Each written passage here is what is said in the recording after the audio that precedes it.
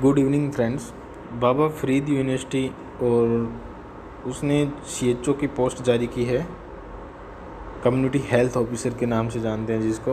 और ये है NHM के अंडर कॉन्ट्रेक्चुअल बेसिस, जिसमें 320 टोटल पोस्ट जारी की है। और इसके फॉर्म आज से यानी 12 जून 2021 से स्टार्ट हो गए हैं और ये चलेंगे 25 जून 2021 तक। तो आपके पास एक बहुत गोल्डन अपॉर्चुनिटीज़ है। प्लीज़ अपना स्टडी पे फोकस कीजिए और आप बहुत अच्छा कर सकते हैं इसके अंदर। आई होप आपके पास एक अच्छी जॉब होगी। और अभी तक तो ये कॉन्ट्रेक्चुअल कर रखे हैं, लेकिन काफ़ी टाइम हो गया लोगों को लगे हुए। तो ये कंटिन्यू आपकी परफॉर्मेंस बेसिस है, तो आइए कंटिन्यू हो सकता है कंटिन्यू चलती रहे जब तक अगर आपकी जॉब के अंदर कोई दिक्कत ना आए। बाकी ये टोटली कॉन्ट्रेक्चुअल है, साफ लिखा हुआ है। आप किसी भी टाइप की परमानेंट के लिए आप इसमें दावा नहीं कर सकते हैं। तो देख लेते हैं थोड़ी वैकेंसी के बारे में, क्या है, क्या ध्यान रखना है आपको। तो इसका लिंक मैंने डिस्क्रिप्शन में दे रखा है, आप डिस्क्रिप्शन में जाके इसको ओपन करके अपना फॉर्म फिल कर सकते हैं। तो जो पोस्ट है वो 320 पोस्ट है, NHM के थ्रू है, कॉन्ट्रेक्चुअल है और इसी जून महीने में जून 2021 में जारी हुई है।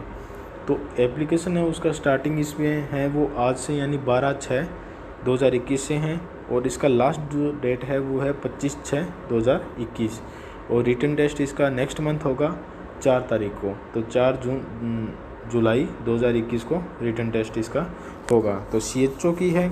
इसके अंदर आपकी जो क्वालिफ़िकेशन है वो ये है कि आपके पास एक तो BSc नर्सिंग या पोस्ट बेसिक नर्सिंग दोनों में से कुछ होना चाहिए, ठीक है। उसके बाद आपके पास ब्रिज प्रोग्राम का सर्टिफिकेट होना चाहिए, जो इंटीग्रेटेड ब्रिज प्रोग्राम जो कम्युनिटी हेल्थ के ऑफिसर के लिए होता है।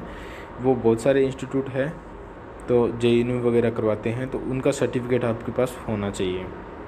दूसरी चीज़, अब की बार आयुर्वेदिक प्रैक्टिशनर और BAMS वालों को भी अलाउड किया है, तो उनके पास भी स्टेट का रजिस्ट्रेशन होना चाहिए, उनके पास रजिस्ट्रेशन नंबर होने चाहिए।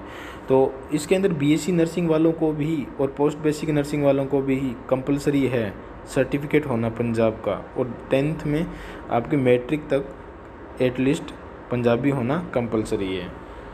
और इसके अंदर जो कंसिडर्ड सैलरी रखी गई है वो 20,000 रुपये तो परमानेंट है आपके, 20,000 रुपये तो पर मंथ आएंगे। उसके बाद 15,000 रुपये आपकी जो है वो इंसेंटिव पे है, यानी आपकी परफॉर्मेंस के हिसाब से आपको वो ऐड की जाएगी। तो अगर आपकी परफॉर्मेंस अच्छी है और आप बहुत अच्छा कर रहे हो तो आपको 15,000 रुपये तक का जो बोनस है वो ऐड किया जाएगा सैलरी के अंदर। उसके बाद साफ लिखा हुआ है BSc नर्सिंग और पोस्ट बेसिक नर्सिंग कैंडिडेट जो पास्ट है बाबा फरीद यूनिवर्सिटी से 2019-20 तक वो एलिजिबल है इसके अंदर। और इसका मतलब यानी अगर आपके पास कोई सर्टिफिकेट है तो और 10th में आपके पास पंजाबी है तो आप में भी आउटर के तौर पे इसमें अप्लाई कर सकते हो। और रिजर्वेशन जो रूल है वो पंजाब गवर्नमेंट का है, तो आप ये देख लेना PDF में अलग अलग जो बैकवर्ड क्लास और जो भी कैटेगरीज वाइज है उनमें कितनी कितनी वैकेंसियाँ हैं। यानी जनरल के अंदर 90 तो नॉर्मली है और जनरल फीमेल में 35 है और बाकी जो कैटेगरी के जो रिजर्वेशन है उसके हिसाब से पोस्ट डिवाइड की हुई है। तो ये प्लीज़ आप देख लेना। और नंबर ऑफ पोस्ट है वो बढ़ाए और घटाए जा सकते हैं, वो गवर्नमेंट की डिमांड के अकॉर्डिंग है। एज लिमिट इन लोगों ने दे रखी है वो 18 साल से 37 साल तक के लोग जो एज लिमिट में आएंगे वो इसको अप्लाई कर सकते हैं। उसके बाद एज रिलैक्सेशन जो पंजाब गवर्नमेंट के अकॉर्डिंग है वो आपको मिलेगा। तो अगर आप एज रिलैक्सेशन के अंदर आते हैं तो आप भी इसको आप अपनी देखिए वो, यानी may be up to 5 year तक आपको एज रिलैक्सेशन मिलता है। अगर उसके बाद एज का एक स्पेशल ध्यान रखना है, आपकी 1 जनवरी 2021 तक आपकी एज 18 ईयर यानी 18 साल तक हुई होनी चाहिए।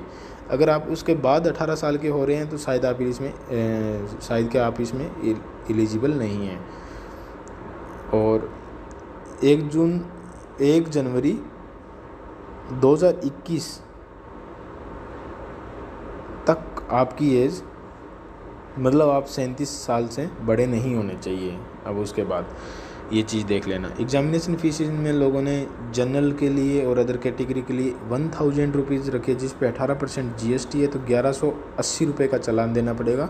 SC वालों को 500 रुपये प्लस 18% GST, तो 590 रुपये का चालान देना पड़ेगा। मेथड रहेगा इसके अंदर एग्जामिनेशन का, वो रहेगा रिटन टेस्ट रहेगा, 100 मार्क्स का रिटन टेस्ट आएगा, और उस रिटन टेस्ट में से मिनिमम पासिंग मार्क्स 6 नंबर जो कॉलम दे रखा है उसमें उसके हिसाब से 35% आपके लिए एलिजिबल जो मिनिमम पासिंग मार्क्स है वो होने चाहिए हर रिजर्व्ड एंड अनरिजर्व्ड कैटेगरी के लिए। अगर आप 35% से कम, यानी अगर आपका 100 का एग्ज़ाम होता है तो और 35 नंबर से कम आपके नंबर आ रहे हैं तो आप एलिजिबल नहीं हो पाएंगे। एलिजिबिलिटी के बाद जो ये प्रोविज़न रिज़ल्ट जारी करेंगे उसके अंदर ये 1.5 गुना लोगों को पास करेंगे, यानी 320 अगर पोस्ट है तो उस पर 160 लोगों को और पास करेंगे, ताकि अगर डॉक्यूमेंट वेरिफिकेशन में कोई इश्यू आता है तो उन लोगों से रिकवर किया जा सकता है। तो 1.5 गुना लोग पास करेंगे। उसके बाद जो सिलेबस रहेगा वो भी कंपटीशन का सिलेबस रहेगा, देख लेना। टर्म्स एंड कंडीशन इसके अंदर इन लोगों ने दे रखी है, वो ये है कि सर ये 1 ईयर की है, साफ है, कॉन्ट्रेक्चुअल है और किसी भी टाइप का इसमें परमानेंट का टैग नहीं है। तो ये कॉन्ट्रेक्चुअल है, आप ध्यान रखोगे। इसमें 1 ईयर के लिए कॉन्ट्रेक्चुअल है और इसको रिन्यू किया जा सकता है परफॉर्मेंस एवरी ईयर के अकॉर्डिंग। तो इसमें टर्म्स में सेकंड जो लिखा है वो लिखा है कि ओनली जो कैंडिडेट पंजाब से मैट्रिकल स्टैंडर्ड जो पंजाबी सब्जेक्ट में पास है वही एलिजिबल है। उसके बाद SC और बैकवर्ड क्लास के लोगों को कैटेगरी सर्टिफिकेट देना कंपलसरी है। दूसरी बात, आप फॉर्म फिल करते टाइम अपनी कैटेगरी का स्पेशल ध्यान रखें, केयरफुली फिल करें हर एक इंस्ट्रक्शन को। और अगर आप बाई चांस अगर सबमिट गलत कर देते हैं तो किसी भी टाइप का आप क्लेम नहीं कर सकते हैं। अगर आपके पास कोई कैटेगरी एलिजिबिलिटी है और आप उसको फिल नहीं कर पाते हैं उस टाइम में, बाई मिस्टेक आप उसको कर देते हैं सबमिट, तो बाद में आप इसको चेंज नहीं कर पाओगे किसी भी टाइप से, किसी भी टाइप का क्लेम नहीं कर पाएंगे। तो प्लीज़ जो फॉर्म है उसको फिल करते टाइम आप ध्यान रखें, केयरफुली आपको सबमिट करना है और कोई भी डाटा आपको गलत नहीं करना है। उसके हिसाब से आपको ब्लैक लिस्टेड भी किया जा सकता है और आपकी जो एलिजिबिलिटी है वो उसको भी ख़त्म किया जा सकता है, यानी आप उसमें दोबारा फॉर्म भरने के लायक भी नहीं रहोगे शायद। तो आप कोई भी डाटा आप गलत अप्लाई नहीं करोगे। Okay, thanks.